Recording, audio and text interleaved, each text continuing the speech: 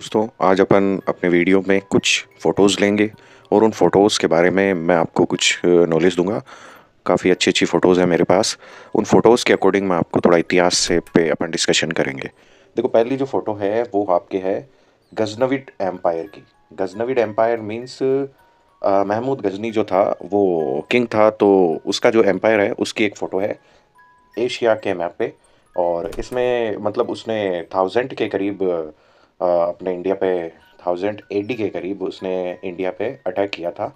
और उसका अटैक कई मायनों में आप मान सकते हो कि इस तरह का था। एक बर्बर और सभ्यता और संस्कृति को बर्बाद करने वाले व्यक्ति के रूप में हम उसे याद करते हैं। सोमनाथ टेम्पल पे अटैक किया था, मथुरा पे अटैक किया था, कन्नौज पे अटैक किया था। और उधर का जो पाकिस्तान वाला हिस्सा है अब, जो पहले भारत ही था, उस पे अटैक किया था। जितना हो सके उतना लूटा था। काफ़ी बड़ी स्टोरी है इसके बारे में। और नेक्स्ट अपन एक एक पिक्चर को देखते जाएंगे और मैं उसके बारे में बताता जाऊंगा। तो नेक्स्ट जो है हमारी पिक्चर गैलरी में, ये देखो। इस तरह से इस पिक्चर में दिखाया गया है कि भाई किस तरह से उसने सोमनाथ मंदिर के स्टेचू वगैरह तोड़े थे और किस तरह उसने घोड़े पे सवार होके एक शैतान की तरह आया था महमूद गजनवी। और किस तरह उसने, आप देख ही सकते हो इस पिक्चर में साफ दिखती है भारतीय समाज की पीड़ा। भारतीय समाज की पीड़ा जिसने कई अच्छे योद्धा बनाए, लेकिन इन लुटेरों के सामने हमने काफ़ी सालों तक रक्षा तो की, लेकिन ये इस रूप में हमारे सामने आया। सोमनाथ के मंदिर का टेम्पल डिस्ट्रॉय कर दिया इसने।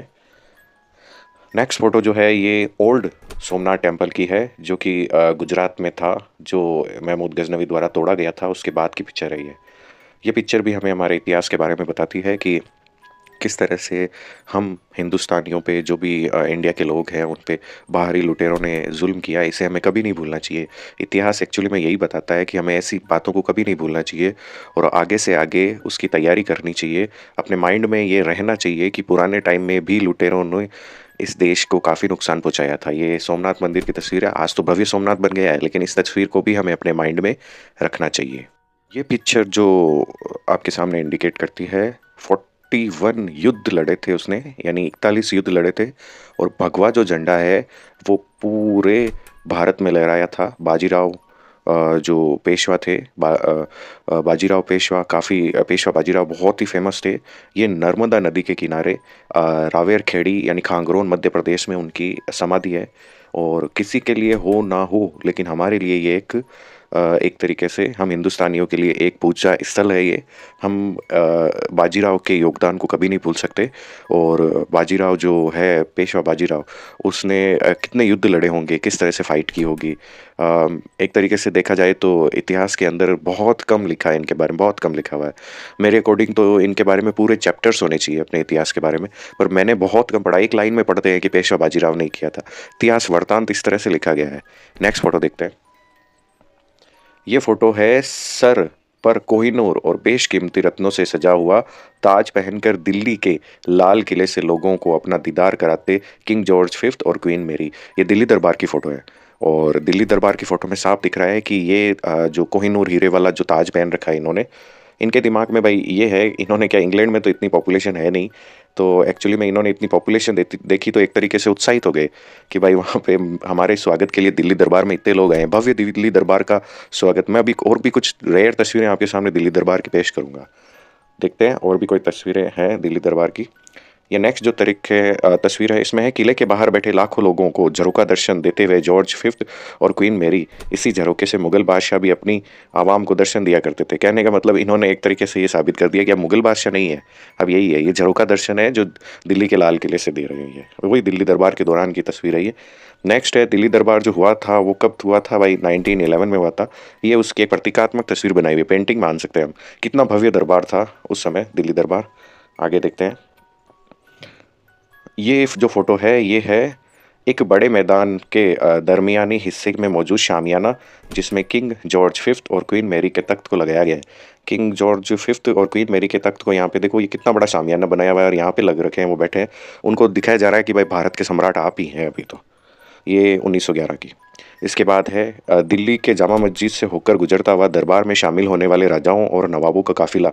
ये दिल्ली का जो जामा मस्जिद है उसके बाहर से देखो ये हाथी जा रहे हैं और पूरी परेड जा रही है। किस तरह से भव्य स्वागत किया गया था और किस तरह से इंतजाम किए गए थे, ये इसको दर्शाने वाली पिक्चर है। नेक्स्ट पिक्चर देखते हैं। नेक्स्ट पिक्चर में है ब्रिटिश हुकूमत के उन सभी राजाओं और नवाबों को आमंत्रित किया था ब्रिटिश एम्पायर ने जो उनके अधीन आ चुके थे, मतलब जितने भी नवाब है तो वो सब अपना काफिला लेके वहाँ पे पहुंचे थे। तो किस तरह से एक दिल्ली में भव्य दरबार का आयोजन किया गया।